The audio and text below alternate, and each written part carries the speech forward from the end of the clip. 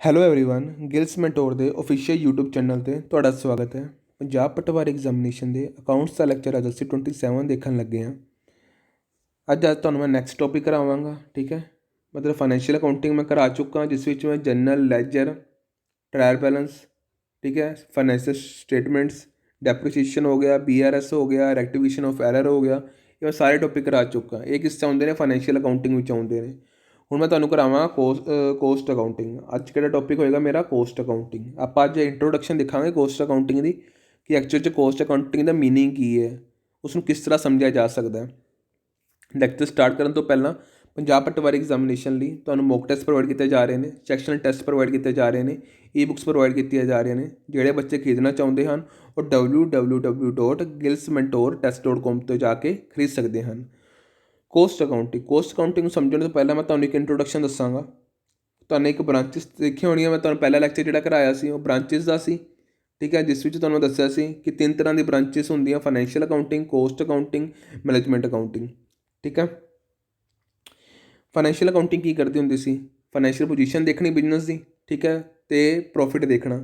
ਠੀਕ ਹੈ, ਪ੍ਰੋਫਿਟ ਦੇਖਣਾ। ਠੀਕ ਹੈ, ਇਹ ਪ੍ਰੋਫਿਟ ਸਾਨੂੰ ਕਿਸ ਤਰ੍ਹਾਂ ਪਤਾ ਲੱਗਦਾ ਸੀ? ਅਸੀਂ ਡੇ ਟੂ ਡੇ ਬੇਸ ਵਾਲੀਆਂ ਟ੍ਰਾਂਜੈਕਸ਼ਨਾਂ ਰਿਕਾਰਡ ਕਰਦੇ ਸੀ, ਫਿਰ ਉਹਨੂੰ ਲੈਜਰ 'ਚ ਪੋਸਟ ਕਰਦੇ ਸੀ, ਫਿਰ ਟਰਾਇਲ ਬੈਲੈਂਸ ਬਣਾਉਂਦੇ ਸੀ, ਫਾਈਨੈਂਸ਼ੀਅਲ ਸਟੇਟਮੈਂਟ ਬਣਾਉਂਦੇ ਸੀ, ਬੈਲੈਂਸ ਸ਼ੀਟ ਪਤਾ ਲੱਗਦੀ ਸੀ, ਬੈਲੈਂਸ ਸ਼ੀਟ ਤੋਂ ਫਾਈਨੈਂਸ਼ੀਅਲ ਪੋਜੀਸ਼ਨ ਪਤਾ ਲੱਗਦੀ ਸੀ, PL ਤੋਂ ਪ੍ਰੋਫਿਟ ਪਤਾ ਲੱਗਦਾ ਸੀ। ਠੀਕ ਹੈ ਨਾ, ਇਹ ਸਾਰਾ ਕੁਝ ਦੇਖਣਾ ਕੀ ਕਹਾਇਆ ਜਾਂਦਾ? Financial accounting. ਇਹ ਕਿਹੜੀ ਹੋ ਗਈ? ਪਹਿਲੀ ਬ੍ਰਾਂਚ ਹੋ ਗਈ। ਦੂਜੀ ਬ੍ਰਾਂਚ ਕਿਹੜੀ ਹੋ ਗਈ? Cost accounting. ਕੋਸਟ ਅਕਾਊਂਟਿੰਗ ਕੀ ਕਰਦੀ ਹੈ? ਮੇਰਾ ਸਪੋਜ਼ ਕਰੋ ਇੱਕ ਕੋਸਟ ਅਕਾਊਂਟਿੰਗ, ਤੁਹਾਨੂੰ ਮੈਂ ਜਿਹੜਾ ਅੱਜ ਟੌਪਿਕ ਕਰਾਉਣਾ ਉਸ ਬਾਰੇ ਦੱਸ ਰਿਹਾ ਕਿ ਐਨਾਲਾਈਜ਼ ਕਰਦੀ ਹੈ ਕੋਸਟ ਨੂੰ ਅਤੇ ਮੈਕਸੀਮਾਈਜ਼ ਕਰਦੀ ਹੈ ਐਫੀਸ਼ੀਐਂਸੀ ਨੂੰ। ਮਤਲਬ ਐਗਜ਼ਾਮਪਲ ਨਾਲ ਮੈਂ ਤੁਹਾਨੂੰ ਸਮਝਾਵਾਂਗਾ। ਇੱਕ ਬਿਸਕੁਟ ਹੈ, ਕੰਟਰੋਲ ਕਰਨ ਦਾ ਕੀ ਮਤਲਬ ਹੋਇਆ? ਕੋਸਟ ਨੂੰ ਕੰਟਰੋਲ ਕਰਨ ਦਾ ਕੀ ਮਤਲਬ ਹੋਇਆ? ਬਿਸਕੁਟ ਹੈ, ਬਿਸਕੁਟ ਦਾ ਪ੍ਰਾਈਸ ਹੈ 10 ਰੁਪਏ। ਠੀਕ ਹੈ, 10 ਰੁਪਏ ਪ੍ਰਾਈਸ ਹੈ, ਅਤੇ ਜਿਸ 'ਚ ਉਹਨੂੰ 100 ਗ੍ਰਾਮ ਮਿਲਦਾ। ਠੀਕ ਹੈ, ਇੱਕ ਪਰ ਪੈਕੇਟ ਦੇ ਹਿਸਾਬ 'ਚ ਉਹਦਾ 100 ਗ੍ਰਾਮ ਉਹਦਾ ਵੇਟ ਹੈ ਅਤੇ 10 ਰੁਪਏ ਦਾ ਉਹਦਾ ਰੇਟ ਹੈ। ਠੀਕ ਹੈ, ਅਤੇ ਇਸ ਨੂੰ ਰੇਟ ਨੂੰ ਮੈਂ ਘਟਾਉਣਾ ਚਾਹੁੰਦਾ, ਮੈਂ ਇਹਦੇ ਪ੍ਰਾਈਸ ਨੂੰ ਮੈਂ ਘਟਾਉਣਾ ਚਾਹੁੰਦਾ, ਮੈਂ ਇਹਨੂੰ 9 ਰੁਪਏ ਕਰਨਾ ਚਾਹੁੰਦਾ, ਮਗਰ ਮੇਰੀ ਕੁਆਲਿਟੀ ਉਨੀ ਹੀ ਰਹੇ, 100 ਗ੍ਰਾਮ ਹੀ ਰਹੇ। ਠੀਕ ਹੈ, 100 ਗ੍ਰਾਮ ਹੀ ਰਹੇ। ਜੇ ਉਹ 100 ਗ੍ਰਾਮ ਕਿਵੇਂ ਰੱਖੇਗਾ? ਉਹ 10 ਰੁਪਏ ਤੋਂ 9 ਰੁਪਏ ਲਿਆਉਣਾ ਉਹਨੇ, ਮਗਰ ਉਹ 100 ਗ੍ਰਾਮ 10 ਰੁਪਏ 'ਚ ਵੀ 100 ਗ੍ਰਾਮ ਸੀ, 9 ਰੁਪਏ 'ਚ ਵੀ 100 ਗ੍ਰਾਮ ਰੱਖਣਾ ਚਾਹੁੰਦਾ। ਠੀਕ ਹੈ, ਵੇਟ ਨੂੰ ਘਟਾਉਣਾ, ਕੁਆਲਿਟੀ ਨੂੰ ਘਟਾਉਣਾ ਨਹੀਂ ਚਾਹੁੰਦਾ ਉਹ। ਠੀਕ ਹੈ, 10 ਤੋਂ 9 ਲਿਆਉਣਾ ਜ਼ਰੂਰ ਚਾਹੁੰਦਾ। ਉਸ ਲਈ ਉਹ ਕੀ ਕਰੇਗਾ? ਉਹ ਕੀ ਕਰੇਗਾ? ਕੋਸਟ ਨੂੰ ਕੰਟਰੋਲ ਕਰੇਗਾ। ਕੋਸਟ ਨੂੰ ਕੰਟਰੋਲ ਕਰਨ ਨਾਲ ਹੀ ਅਸੀਂ 10 ਰੁਪਏ ਤੋਂ 9 ਰੁਪਏ 'ਚ ਆ ਸਕਾਂਗੇ। ਠੀਕ ਹੈ ਫਰੈਂਡਸ, ਕੋਸਟ ਨੂੰ ਕੰਟਰੋਲ ਕਰਨ ਨਾਲ ਹੀ ਅਸੀਂ 10 ਰੁਪਏ ਤੋਂ 9 ਰੁਪਏ 'ਚ ਆ ਸਕਾਂਗੇ। ਉਹ ਕਿਵੇਂ ਆ ਸਕਾਂਗੇ? ਕਿਉਂਕਿ ਉਹ ਦੇਖੇਗਾ ਕਿ ਜਿਹੜੇ ਮੈਂ ਖਰਚੇ ਇੱਕ ਪ੍ਰੋਡਕਟ ਨੂੰ ਬਣਾਉਣ ਦੇ ਉੱਪਰ ਕਰ ਰਿਹਾ, ਇੱਕ ਬਿਸਕੁਟ ਨੂੰ ਬਣਾਉਣ ਦੇ ਉੱਪਰ ਕਰ ਰਿਹਾ, ਉਹਦੇ ਕੁਝ ਕੋਈ ਐਸੇ ਖਰਚੇ ਵੀ ਹੋ ਸਕਦੇ ਜੋ ਮੈਨੂੰ ਨਹੀਂ ਕਰਨੇ ਚਾਹੀਦੇ ਸੀ, ਉਸ ਨੂੰ ਘਟਾਏਗਾ। ਠੀਕ ਹੈ, ਕੁਝ ਹੋਰ ਸਟ੍ਰੈਟਜੀ ਅਪਣਾਏਗਾ, ਕੁਝ ਮੈਥਡਸ ਲਾਏਗਾ, ਕੁਝ ਟੈਕਨੀਕਸ ਲਾਏਗਾ, ਜਿਹਦੇ ਨਾਲ ਉਹ 10 ਰੁਪਏ ਦੀ ਜਿਹੜੀ ਵੈਲਿਊ 9 ਰੁਪਏ 'ਚ ਆ ਜਾਏਗੀ। ਠੀਕ ਹੈ, ਇਹਦੇ ਨਾਲ ਉਹਨੂੰ ਹੈਲਪਫੁਲ ਐਕਚੁਅਲ 'ਚ ਵੈਲਿਊ ਕੀ, ਮਤਲਬ ਉਹਨੂੰ ਪਰਪਸ ਕੀ ਹੈ ਉਹਦਾ? ਤਾਂ ਕਿ ਉਹਦੀ ਵੱਧ ਤੋਂ ਵੱਧ ਸੇਲ ਅੱਛੀ ਹੋ ਸਕੇ, ਉਹਦੀ ਰੈਪੂਟੇਸ਼ਨ ਅੱਛੀ ਬਣ ਸਕੇ ਮਾਰਕੀਟ ਵਿੱਚ। ਠੀਕ ਹੈ, ਕਿਵੇਂ ਬਣੇਗੀ? ਮੈਂ ਤੁਹਾਨੂੰ 10 ਰੁਪਏ ਦੀ ਗੱਲ ਦੱਸੀ ਸੀ, ਇਹ ਉਹਦੀ ਲਾਗਤ ਹੈ। ਉਹ 2 ਰੁਪਏ ਵੱਧ ਕੇ ਵੇਚਣਾ ਚਾਹੁੰਦਾ, ਉਹ 12 ਰੁਪਏ ਦਾ ਵੇਚੇਗਾ। ਮਾਰਕੀਟ ਸਾਰੇ ਬਾਕੀ ਲੋਕ ਵੀ 12 ਰੁਪਏ ਦਾ ਵੇਚ ਰਹੇ ਨੇ, ਮਗਰ ਉਹ ਆਪਣੀ ਸੇਲ ਨੂੰ ਵਧਾਉਣ ਲਈ ਕੀ ਕਰੇਗਾ? 10 ਰੁਪਏ ਦੀ ਚੀਜ਼ ਨੂੰ 9 ਰੁਪਏ 'ਤੇ ਲਿਆਏਗਾ, ਅਤੇ 2 ਰੁਪਏ ਪ੍ਰੋਫਿਟ ਉਹਦਾ ਸੇਮ ਰਹੇਗਾ ਕਿ 2 ਰੁਪਏ ਰੱਖਣਾ ਚਾਹੁੰਦਾ ਉਹ ਪਰ ਬਿਸਕੁਟ ਦੇ ਪੈਕੇਟ ਉੱਪਰ। ਅਤੇ ਉਰੇ ਉਹ ਕਿੰਨੇ ਦਾ ਵੇਚੇਗਾ? 11 ਰੁਪਏ ਦਾ, ਯਾਨੀ ਕਿ ਮਾਰਕੀਟ ਨਾਲੋਂ ਉਹਦਾ 1 ਰੁਪਏ ਘੱਟ ਗਿਆ। ਸੇਲ 'ਤੇ ਜਿਹੜੀ ਸੇਲ 'ਤੇ ਵੇਚ ਰਿਹਾ ਮਾਰਕੀਟ ਨਾਲੋਂ 1 ਰੁਪਏ ਘੱਟ ਗਿਆ। 1 ਰੁਪਏ ਕੱਟਣ ਨਾਲ ਨੂੰ ਕੀ ਹੋਇਆ? ਉਹਦੀ ਸੇਲ ਦੀ ਵੈਲਿਊ ਵੱਧ ਗਈ, ਉਹਦੀ ਸੇਲ ਦੀ ਵੈਲਿਊ ਵੱਧ ਗਈ। ਸੇਲ ਦੀ ਵੈਲਿਊ ਵਧਣ ਨਾਲ ਕੀ ਹੋਇਆ ਕਿ ਉਹ ਕੰਪੀਟੀਸ਼ਨ ਅੱਛਾ ਪੈਦਾ ਕਰ ਗਿਆ ਨਾ ਮਾਰਕੀਟ ਵਿੱਚ, ਤਾਂ ਜਿਸ ਨਾਲ ਉਸਦੀ ਸੇਲ ਵਧੀ, ਜਿਸ ਨਾਲ ਉਹਦਾ ਪ੍ਰੋਫਿਟ ਵਧਿਆ। ਠੀਕ ਹੈ, ਤਾਂ ਇਹ ਇਸ ਨੂੰ ਕਹਿੰਦੇ ਨੇ ਕੋਸਟ ਅਕਾਊਂਟਿੰਗ, ਕਹਿੰਦੇ ਕੋਸਟ ਨੂੰ ਕੰਟਰੋਲ ਕਰਨਾ। ਠੀਕ ਹੈ, ਇੱਕ ਤਾਂ ਕੋਸਟ ਨੂੰ ਕੰਟਰੋਲ ਕਰਨਾ, ਇੱਕ ਨੋਰਮਲ ਉਹਦੀ ਲਾਗਤ ਪਤਾ ਕਰਨੀ ਪਰਟੀਕੂਲਰ ਕੋਸਟ ਦੀ, ਕਿ 10 ਰੁਪਏ ਲਾਗਤ। 10 ਰੁਪਏ ਲਾਗਤ ਕਿਵੇਂ ਹੈ? ਜਿਵੇਂ ਇਹਦੀ ਲੇਬਰ ਦਾ ਖਰਚਾ ਕਿੰਨਾ ਹੋਇਆ, ਐਕਸਪੈਂਸਿਸ ਕਿੰਨੇ ਹੋਏ, ਮਟੀਰੀਅਲ ਦਾ ਖਰਚਾ ਕਿੰਨਾ ਹੋਇਆ, ਇਹ ਐਲੀਮੈਂਟਸ ਨੂੰ ਦੇਖ ਕੇ ਮੈਂ ਉਹਦੀ ਇੱਕ ਲਾਗਤ ਪਤਾ ਕਰ ਲੈਂਦਾ। ਦੂਜਾ ਐਕਸਪੈਕਟ ਕੀ ਹੈ ਕਿ ਇਹਨੂੰ ਕੰਟਰੋਲ ਕਰਨਾ। ਕੰਟਰੋਲ ਕਰਨ ਦਾ ਮਤਲਬ ਕਿ ਮੈਂ 10 ਰੁਪਏ ਤੋਂ 9 ਰੁਪਏ ਲਿਆਵਾਂ। ਠੀਕ ਹੈ, 10 ਰੁਪਏ ਤੋਂ ਉਹਦੀ ਜਿਹੜੀ ਮੇਰੀ ਲਾਗਤ ਹੈ ਇੱਕ ਪ੍ਰੋਡਕਟ ਨੂੰ ਬਣਾਉਣ ਦੀ, ਉਹ 10 ਰੁਪਏ ਤੋਂ ਮੈਂ 9 ਰੁਪਏ ਲਿਆਵਾਂ, ਜਿਹਦੇ ਨਾਲ ਮੈਂ ਮਾਰਕੀਟ ਵਿੱਚ ਜਿੰਨੀ ਉਹ ਸੇਲ ਦੀ ਵੈਲਿਊ ਹੈ, ਜਿੰਨੇ ਮੈਂ ਸੇਲ 'ਤੇ ਵੇਚ ਰਿਹਾ ਬਾਕੀ ਲੋਕ ਵੀ, ਉਸ ਨਾਲੋਂ ਮੈਂ ਘੱਟ 'ਤੇ ਵੇਚ ਸਕਾਂ। ਠੀਕ ਹੈ, ਤਾਂ ਕਿ ਮੇਰੀ ਸੇਲ ਵੱਧ ਤੋਂ ਵੱਧ ਹੋ ਸਕੇ। ਮੈਂ ਸੇਲ ਦੀ ਵੈਲਿਊ ਨਾਲ ਜ਼ਿਆਦਾ ਉਸ ਤੋਂ ਜ਼ਿਆਦਾ ਨਹੀਂ ਵੇਚ ਸਕਦਾ, ਕਿਉਂਕਿ ਕੰਪੀਟੀਸ਼ਨ ਹੈ ਅਤੇ ਮੇਰੇ ਕੋਲ ਕੋਈ ਆਏਗਾ ਨਹੀਂ। ਜੇ ਕੋਈ 12 ਚੀਜ਼ ਵਿਕ ਰਹੀ ਹੈ, ਮੈਂ ਉਹਨੂੰ 13 ਦੀ ਵੇਚਾਂ, ਕੋਈ ਫਾਇਦਾ ਨਹੀਂ ਹੈ। ਠੀਕ ਹੈ, ਠੀਕ ਹੈ ਨਾ। ਸਪੋਜ਼ ਕਰੋ ਜੇ ਮੈਂ ਕੋਸਟ ਅਕਾਊਂਟਿੰਗ ਨਹੀਂ ਬਣਾਉਂਦਾ, ਮੈਂ ਕੋਸਟ ਐਨਾਲਾਈਜ਼ ਨਹੀਂ ਕਰਦਾ ਔਰ ਨੋਰਮਲ ਕੋਈ ਪ੍ਰੋਡਕਟ ਬਣਾ ਰਿਹਾ, ਠੀਕ, ਉਹਦੇ ਉੱਪਰ ਉਹ ਐਨਾਲਾਈਜ਼ ਨਹੀਂ ਕਰ ਰਿਹਾ ਕਿ ਉਹਦੇ ਉੱਪਰ ਲੇਬਰ ਦੇ ਖਰਚੇ, ਐਕਸਪੈਂਸਿਸ ਦੇ ਖਰਚੇ, ਮਟੀਰੀਅਲ ਦੇ ਖਰਚੇ ਕੀ ਬਣ ਰਹੇ ਨੇ ਜਿਸ ਨਾਲ ਉਹ 10 ਰੁਪਏ ਵੈਲਿਊ ਬਣ ਰਹੀ ਹੈ। ਜੇ ਉਹ ਨਹੀਂ ਇਸ ਚੀਜ਼ ਨੂੰ ਦੇਖ ਰਿਹਾ ਤਾਂ ਕੀ ਹੋਏਗਾ, ਉਹ ਨੋਰਮਲ ਇੱਕ ਅੰਦਾਜ਼ਾ ਲਾਏਗਾ ਕਿ ਹਾਂ ਭਾਈ ਇਸ ਪ੍ਰੋਡਕਟ ਦੀ ਇੰਨੀ ਵੈਲਿਊ ਹੈ ਅਤੇ ਇਹਨੂੰ ਮੈਂ ਇੰਨੇ ਸੇਲ 'ਤੇ ਵੇਚਾਂਗਾ, ਠੀਕ ਹੈ। ਉਹ ਇਵੇਂ ਲਾ ਕੇ ਅੰਦਾਜ਼ਾ ਲਾ ਕੇ ਚਲਾ ਜਾਂਦਾ ਮਾਰਕੀਟ 'ਚ ਜਾ ਕੇ ਵੇਚਦਾ, ਉਹਨੂੰ ਪਤਾ ਲੱਗਦਾ ਯਾਰ ਮੇਰਾ ਤਾਂ ਲੋਸ ਹੋ ਰਿਹਾ, ਮੇਰਾ ਤਾਂ ਲੋਸ ਹੋ ਰਿਹਾ। ਉਹਨੂੰ ਹੁੰਦਾ ਯਾਰ ਮੇਰਾ ਲੋਸ ਕਿਉਂ ਹੋ ਰਿਹਾ, ਮੈਂ ਤਾਂ ਸੇਲ ਦੀ ਜਿੰਨੀ ਸੇਲ 'ਤੇ ਵੈਲਿਊ ਸੀ ਉਹ ਲੋਕ 12 ਰੁਪਏ ਵੇਚ ਰਹੇ ਸੀ, ਮੈਂ 11 ਰੁਪਏ ਵੇਚ ਰਿਹਾ ਸੀ। ਮਤਲਬ ਕਿ 11 ਰੁਪਏ ਆ, ਮਤਲਬ ਸਪੋਜ਼ ਕਰੋ ਮੈਂ 9 ਰੁਪਏ ਵੇਚ ਰਿਹਾ ਸੀ ਮਾਰਕੀਟ 'ਚ, ਲੋਕ 12 ਰੁਪਏ ਵੇਚ ਰਹੇ ਸੀ, ਮੈਂ 9 ਰੁਪਏ ਵੇਚ ਰਿਹਾ ਸੀ, ਠੀਕ ਹੈ। 9 ਰੁਪਏ ਵੇਚ ਰਿਹਾ ਸੀ, 9 ਰੁਪਏ ਵੇਚਣ ਲੱਗ ਪਿਆ, 9 ਰੁਪਏ ਵੇਚਣ ਲੱਗ ਪਿਆ। ਤੁਹਾਨੂੰ ਇਹ ਤਾਂ ਪਤਾ ਹੀ ਨਹੀਂ ਸੀ ਕਿ ਜਿਹੜੀ ਲਾਗਤ ਸੀ ਉਹ 10 ਰੁਪਏ ਸੀ। ਉਸਨੂੰ ਇਹ ਪਤਾ ਹੀ ਨਹੀਂ ਸੀ ਕਿ ਮੇਰੀ ਲਾਗਤ 10 ਰੁਪਏ ਹੈ, ਠੀਕ ਹੈ। ਮੈਂ 9 ਰੁਪਏ ਦੇ ਵਿੱਚ ਹੀ ਜਾਂਦਾ, ਯਾਨੀ ਮੈਂ ਲੋਸ ਦੇ ਵਿੱਚ 1 ਰੁਪਏ ਦਾ ਮੈਨੂੰ ਲੋਸ ਹੋ ਰਿਹਾ ਪਰ ਪ੍ਰੋਡਕਟ ਉੱਪਰ, ਠੀਕ ਹੈ ਨਾ।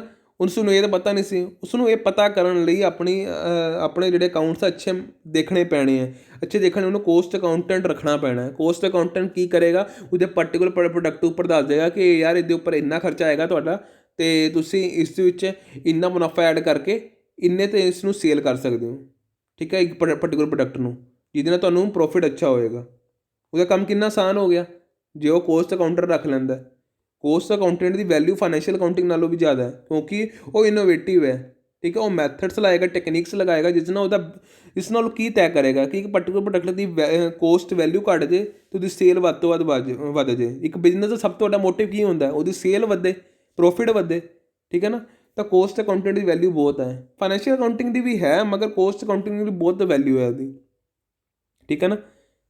ਇਹਦੀ ਅੱਛੀ ਸਕੇਲ ਹੁੰਦੀ ਹੈ, ਅੱਛੀ ਇਸ ਨੂੰ ਸੈਲਰੀ ਮਿਲਦੀ ਹੈ, ਠੀਕ ਹੈ।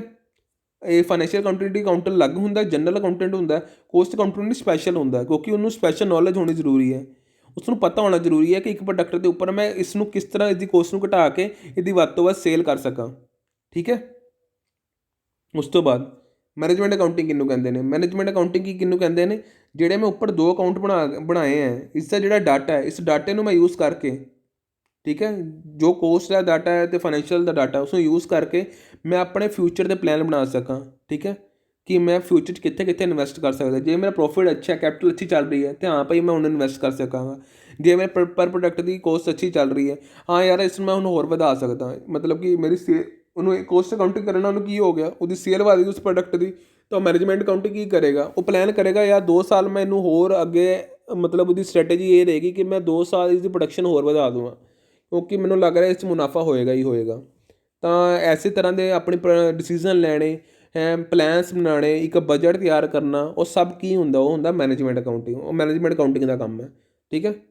ਫਾਈਨੈਂਸ਼ੀਅਲ ਅਕਾਊਂਟਿੰਗ ਦਾ ਆਪਣਾ ਪ੍ਰੋਫਿਟ ਕਰਨ ਦਾ ਕੰਮ ਹੈ ਕਿ ਪ੍ਰੋਫਿਟ ਕੱਢਣਾ ਹੁੰਦਾ, ਉਹ ਫਾਈਨੈਂਸ਼ੀਅਲ ਪੋਜੀਸ਼ਨ ਪਤਾ ਕਰਨੀ ਹੁੰਦੀ ਹੈ, ਕੋਸਟ ਦੇ ਪ੍ਰੋਡਕਟ ਦੇ ਉੱਪਰ ਕੋਸਟ ਕੱਢਣੀ ਹੁੰਦੀ ਹੈ। ਅਤੇ ਮੈਨੇਜਮੈਂਟ ਅਕਾਊਂਟਿੰਗ ਕੀ ਹੁੰਦੀ ਹੈ, ਡਿਸੀਜ਼ਨ ਲੈਣੇ ਹੁੰਦੇ ਆ, ਠੀਕ ਹੈ, ਇਹਨਾਂ ਦੋਨਾਂ ਦੇ ਆਧਾਰ 'ਤੇ, ਠੀਕ ਹੈ। ਉਸ ਤੋਂ ਬਾਅਦ ਇੱਕ ਵਾਰੀ ਆਪਾਂ ਇਹ ਦੇਖ ਲੈਂਦੇ ਹਾਂ ਕਿ ਜੋ ਮੈਂ ਤੁਹਾਨੂੰ ਪਿੱਛੇ ਫਾਈਨੈਂਸ਼ੀਅਲ ਅਕਾਊਂਟਿੰਗ ਕਰਾ ਕੇ ਆਇਆ ਅਤੇ ਕੋਸਟ ਅਕਾਊਂਟਿੰਗ ਵਿੱਚ ਜਿਹੜਾ ਅੱਜ ਤੁਹਾਨੂੰ ਮੈਂ ਟੌਪਿਕ ਸਟਾਰਟ ਕਰਾਇਆ ਉਹ 'ਚ ਡਿਫਰੈਂਸ ਕੀ ਹੈ।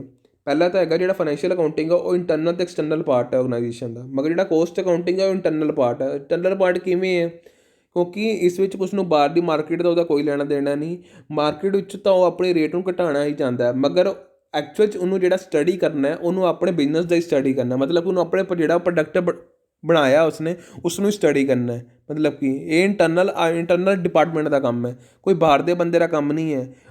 ਅੰਦਰ ਉਸ ਬਿਜ਼ਨਸ ਨੂੰ ਹੀ ਪਤਾ, ਉਸ ਬਿਜ਼ਨਸ ਦੇ ਮਾਲਕ ਨੂੰ ਹੀ ਪਤਾ ਜਾਂ ਉਸਦੇ ਜਿਹੜੇ ਕੰਮ ਕਰ ਉਹਨਾਂ ਨੂੰ ਹੀ ਪਤਾ ਹੈ ਕਿ ਇਸ ਵਿੱਚ ਕਿਸ ਤਰ੍ਹਾਂ ਦਾ ਪ੍ਰੋਡਕਟ ਬਣਦਾ ਹੈ ਅਤੇ ਇਸ ਵਿੱਚ ਕਿਹੜੇ ਕਿਹੜੇ ਖਰਚੇ ਐਸੇ ਹੋ ਰਹੇ ਨੇ ਜੋ ਜ਼ਰੂਰੀ ਨਹੀਂ ਨੇ ਅਤੇ ਕੁਝ ਕਿਹੜੇ ਕਿਹੜੇ ਲੇਬਰ ਐਸੇ ਲੱਗ ਰਹੀ ਨੇ ਜੋ ਜ਼ਰੂਰੀ ਨਹੀਂ ਨੇ। ਇਹ ਇੰਟਰਨਲ ਮੈਟਰ ਹੈ, ਇੰਟਰਨਲ ਦੇ ਲੋਕਾਂ ਨੂੰ ਪਤਾ ਹੁੰਦਾ, ਬਾਹਰ ਦੇ ਲੋਕਾਂ ਨੂੰ ਨਹੀਂ ਪਤਾ ਹੁੰਦਾ, ਬਾਹਰ ਦੀ ਉਹਦੀ ਮਾਰਕੀਟ ਨਾਲ ਕੋਈ ਲੈਣਾ ਦੇਣਾ ਨਹੀਂ। ਇਹ ਉਹਦਾ ਪ੍ਰੋਡਕਟ ਦੀ ਵੈਲਿਊ ਨੂੰ ਡਿਸਾਈਡ ਕਰਨਾ, ਉਸ ਨੂੰ ਮਤਲਬ ਕਿ ਫਾਰਮੂਲਾ ਲਾ ਕੇ, ਉਸ ਨੂੰ ਉਹਦੇ ਮੈਥਡਸ ਲਾ ਕੇ, ਟੈਕਨੀਕਸ ਲਗਾ ਕੇ ਉਸ ਦੀ 10 ਰੁਪਏ ਦੀ ਵੈਲਿਊ 9 ਰੁਪਏ 'ਤੇ ਲੈ ਆਉਣਾ, ਉਸਦੀ ਲਾਗਤ ਵੈਲਿਊ ਨੂੰ 9 ਰੁਪਏ 'ਤੇ ਲੈ ਆਉਣਾ, ਇੱਕ ਇੰਟਰਨਲ ਮੈਟਰ ਹੈ, ਠੀਕ ਹੈ ਫਰੈਂਡਸ। ਇਹ ਸਾਨੂੰ ਕੀ ਇਨਫੋਰਮੇਸ਼ਨ ਦਿੰਦਾ, ਫਾਈਨੈਂਸ਼ੀਅਲ ਅਕਾਊਂਟਿੰਗ ਕੀ ਇਨਫੋਰਮੇਸ਼ਨ ਦਿੰਦਾ, P&L ਅਕਾਊਂਟਿੰਗ, P&L ਪ੍ਰੋਫਿਟ ਅਤੇ ਲੋਸ ਦੱਸਦਾ, P&L ਅਕਾਊਂਟਿੰਗ ਪ੍ਰੋਫਿਟ ਦੱਸਦਾ ਅਤੇ ਲੋਸ ਦੱਸਦਾ ਅਤੇ ਸਾਨੂੰ ਫਾਈਨੈਂਸ਼ੀਅਲ ਪੋਜੀਸ਼ਨ ਦੱਸਦਾ, ਤੁਹਾਨੂੰ ਮੈਂ ਦੱਸਿਆ ਹੀ ਸੀ। ਤਾਂ ਇਹ ਕੀ ਦੱਸਦਾ ਹੈ ਕਿ ਸਾਨੂੰ proper management four the proper controlling and the proper planning and controlling, ਠੀਕ ਹੈ ਨਾ, ਮੈਨੇਜਮੈਂਟ ਕਰਦਾ ਉਹਦੀ, ਕਿਹਦੀ ਕਰਦਾ, ਪਲੈਨਿੰਗ ਤੇ ਕੰਟਰੋਲਿੰਗ ਦੀ, ਜਿਹੜਾ ਐਕਸਪੈਂਡੀਚਰ ਕਰ ਰਹੇ ਹਾਂ ਆਪਾਂ ਪਰਟੀਕੂਲਰ ਪ੍ਰੋਡਕਟ ਉੱਪਰ, ਠੀਕ ਹੈ, ਉਹਨੂੰ ਮੈਨੇਜ ਕਰਨ ਦਾ ਕੰਮ ਕਰਦਾ ਕਿ ਮੈਂ ਉਸ ਨੂੰ ਇਸ ਤਰ੍ਹਾਂ ਮੈਨੇਜ ਕਰਾਂ ਕਿ ਜਿਹੜਾ ਉਹਦਾ ਐਕਸਪੈਂਡੀਚਰ ਹੈ ਮੇਰਾ ਬਿਲਕੁਲ ਐਕੂਰੇਟ ਲੱਗੇ, ਮਤਲਬ ਕਿ ਕੋਈ ਐਸਾ ਐਕਸਪੈਂਸ ਨਾ ਲੱਗੇ ਜਿਹਦੇ ਨਾਲ ਉਹਦੀ ਲਾਗਤ ਵੱਧ ਜੇ, 10 ਰੁਪਏ ਤੋਂ 11 ਰੁਪਏ ਨਾ ਹੋਵੇ, 10 ਤੋਂ 9 ਹੋ ਜਾਵੇ, ਠੀਕ ਹੈ ਨਾ, ਇਸਦਾ ਇਹ ਕੰਮ ਹੈ। ਅੱਗੇ ਆਪਾਂ ਦੇਖੀਏ ਇਹਦੀ ਇੱਕ ਡੈਫੀਨੇਸ਼ਨ ਪੜ੍ਹ ਲੈਂਦੇ ਆਪਾਂ। Cost accounting is a systematic recording, posting, classifying, summarising, analyse of the various elements of cost. ਦੇਖਿਓ ਤੁਸੀਂ ਜੇ ਓਬਜ਼ਰਵ ਕੀਤਾ ਹੋਵੇ, ਫਾਈਨੈਂਸ਼ੀਅਲ ਅਕਾਊਂਟਿੰਗ ਦੀ ਸੇਮ ਡੈਫੀਨੇਸ਼ਨ ਸੀ, ਬਟ ਉਹਦੇ ਉੱਥੇ ਕੀ ਪੁੱਛਿਆ ਸੀ, ਵੇਰੀਅਸ ਫਾਈਨੈਂਸ਼ੀਅਲ ਟ੍ਰਾਂਜੈਕਸ਼ਨਸ, ਜਿਹੜੀ ਨੋਰਮਲ ਟ੍ਰਾਂਜੈਕਸ਼ਨਸ ਹੋ ਰਹੀਆਂ ਸੀ ਉਹਨਾਂ ਨੂੰ ਮੈਂ ਰਿਕਾਰਡ ਕਰਦਾ ਸੀ, ਉਹਨਾਂ ਨੂੰ ਮੈਂ ਪੋਸਟ ਕਰਦਾ ਸੀ, ਉਹਨਾਂ ਨੂੰ ਮੈਂ ਕਲਾਸੀਫਾਈ ਕਰਦਾ ਸੀ, ਸਮਰਾਈਜ਼ ਕਰਦਾ ਸੀ, ਫਿਰ ਐਨਾਲਾਈਜ਼ ਕਰਦਾ ਸੀ ਜਿਹੜੀਆਂ ਵੇਰੀਅਸ ਟ੍ਰਾਂਜੈਕਸ਼ਨਸ ਹੈ, ਠੀਕ ਹੈ ਨਾ। ਬਟ ਉਰੇ ਕੀ ਕਹਿ ਰਿਹਾ, ਐਲੀਮੈਂਟਸ ਆਫ ਕੋਸਟ, ਕਿ ਮੈਂ ਉਰੇ ਰਿਕਾਰਡ ਕਰ ਰਿਹਾ, ਮੈਂ ਉਰੇ ਰਿਕਾਰਡ ਕਰ ਰਿਹਾ, ਪੋਸਟ ਕਰ ਰਹੇ ਹਾਂ, ਕਲਾਸੀਫਾਈ ਕਰ ਰਹੇ ਹਾਂ, ਸਮਰਾਈਜ਼ਿੰਗ ਕਰ ਰਹੇ ਹਾਂ, ਬਟ ਐਨਾਲਾਈਜ਼ ਕਰ ਰਹੇ ਹਾਂ, ਕਿਹਨੂੰ ਕਰ ਰਹੇ ਹਾਂ, ਐਲੀਮੈਂਟਸ ਆਫ ਕੋਸਟ ਨੂੰ ਕਰ ਰਹੇ ਹਾਂ। ਇਹ ਮੇਨ ਸੋਰਸ ਹੈ ਜਿਸ ਨਾਲ ਮੈਂ ਕੰਟਰੋਲ ਕਰ ਸਕਾਂਗਾ, ਕਿਹਨੂੰ ਕਰ ਸਕਾਂਗਾ, ਪਰ ਪ੍ਰੋਡਕਟ ਦੀ ਕੋਸਟ ਨੂੰ। ਇਹ ਐਲੀਮੈਂਟਸ ਹੀ ਮੈਨੂੰ ਐਲੀਮੈਂਟਸ ਦੇ ਇਨਫੋਰਮੇਸ਼ਨ ਨਾਲ ਹੀ, ਮਤਲਬ ਕਿ ਇਸ ਨੂੰ ਮੈਂ ਯੂਜ਼ ਕਰਕੇ, ਐਲੀਮੈਂਟਸ ਨੂੰ ਯੂਜ਼ ਕਰਕੇ ਮੈਂ ਕੰਟਰੋਲ ਕਰ ਸਕਾਂਗਾ ਪਰ ਪ੍ਰੋਡਕਟ ਦੀ ਕੋਸਟ ਨੂੰ। ਕਿਸ ਤਰ੍ਹਾਂ ਕਰ ਸਕਾਂਗਾ ਉਹ ਆਪਾਂ ਦੇਖਦੇ ਹਾਂ। ਪਹਿਲੇ ਆਪਾਂ ਇਹ ਦੇਖ ਲਈਏ ਕਿ ਪਰਪਸ ਕੀ ਹੈ। ਆਪਾਂ ਨੇ ਕੋਸਟ ਦੀ ਲਾਗਤ ਪਤਾ ਕਰਨੀ ਹੈ, ਉਹਨੂੰ ਕੰਟਰੋਲ ਕਰਨਾ ਅਤੇ ਉਹਦਾ ਆਡਿਟ ਕਰਨਾ, ਇਹ ਸਾਡਾ ਪਰਪਸ ਹੋ ਗਿਆ, ਠੀਕ ਹੈ। ਹੁਣ ਆਪਾਂ ਗੱਲ ਕਰਦੇ ਹਾਂ elements of cost. Elements of cost ਕਿਹਨੂੰ ਕਹਾਂਗੇ ਆਪਾਂ, ਠੀਕ ਹੈ। ਐਲੀਮੈਂਟਸ ਆਫ ਕੋਸਟ ਕਿਹਨੂੰ ਕਹਾਂਗੇ, ਮਟੀਰੀਅਲ ਨੂੰ, ਇੱਕ ਮਟੀਰੀਅਲ ਨੂੰ ਕਹਾਂਗੇ ਆਪਾਂ, ਇੱਕ ਲੇਬਰ, ਇੱਕ ਐਕਸਪੈਂਸਿਸ। ਇਹ ਤਿੰਨ ਚੀਜ਼ਾਂ ਐਸੀਆਂ ਨੇ ਜਿਸ ਨੂੰ ਆਪਾਂ ਐਲੀਮੈਂਟ ਕਹਿੰਦੇ ਹਾਂ। ਇੱਕ ਕੋਸਟ ਨੂੰ ਤੈਅ ਕਰਨ ਦਾ ਤਿੰਨ ਚੀਜ਼ਾਂ ਮੇਨ ਹੁੰਦੀਆਂ ਨੇ, ਮਟੀਰੀਅਲ ਹੁੰਦਾ, ਲੇਬਰ ਹੁੰਦੀ ਹੈ ਅਤੇ ਐਕਸਪੈਂਸਿਸ ਹੁੰਦੇ ਹੈ। ਕੋਈ ਚੀਜ਼ ਨੂੰ ਬਣਾਉਣ ਦਾ, ਕੋਈ ਚੀਜ਼ ਆਪਾਂ ਬਣਾ ਰਹੇ ਹਾਂ, ਜਿਹੜੀ ਚੀਜ਼ ਬਣਾ ਰਹੀ ਹੈ, ਫਰਨੀਚਰ ਹੈ ਆਪਾਂ ਬਣਾ ਰਹੇ ਹਾਂ, ਉਹ ਜਿਹੜਾ ਵੁੱਡ ਹੋ ਗਿਆ ਉਹ ਕੀ ਹੋ ਗਿਆ, ਡਾਇਰੈਕਟ ਮਟੀਰੀਅਲ ਹੋ ਗਿਆ, ਠੀਕ ਹੈ। ਇਨਡਾਇਰੈਕਟ ਮਟੀਰੀਅਲ ਜੋ ਵੁੱਡ ਤਾਂ ਹੈ ਉਸ ਦੇ ਨਾਲ ਜਿਹੜਾ ਕੁਛ ਯੂਜ਼ ਹੋ ਰਿਹਾ, ਮਟੀਰੀਅਲ ਯੂਜ਼ ਹੋ ਰਿਹਾ, ਉਸ ਨੂੰ ਕਹਿੰਦੇ ਨੇ ਇਨਡਾਇਰੈਕਟ ਮਟੀਰੀਅਲ, ਠੀਕ ਹੈ।